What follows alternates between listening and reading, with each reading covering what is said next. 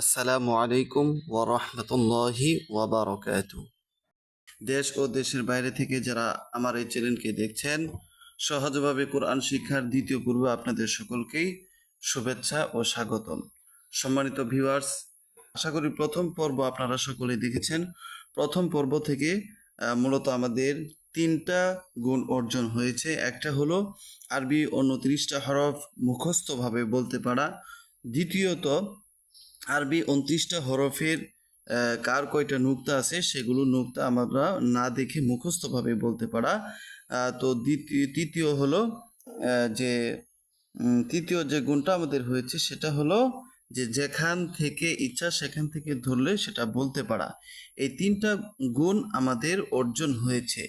এই ৩টা গুণ অর্জন হওয়ার পর আমরা দ্বিতীয় পর্বে আলহামদুলিল্লাহ তামিজের হরফ, অর্থাৎ একটি হরফ ও আরেকটা হরফের ভিতরে পার্থক্য, এটা আমরা শিখব।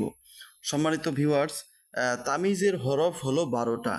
তামিজের হরফ হলো কয়টি? ১২টি। এই ১২টি হরফ আমাদেরকে মুখস্থ করতে হবে, অর্থাৎ এক হরফ ও অপর হরফের মধ্যে কি পার্থক্য সেটা আমাদেরকে জানতে হবে। সম্মানিত ভিউয়ার্স, এই তামিজের হরফ সম্পর্কে আমার একটা সুন্দর ভিডিও আছে, চলুন আমরা ভিডিওটা দেখে আসি। তামিজের হরফ ১২টি।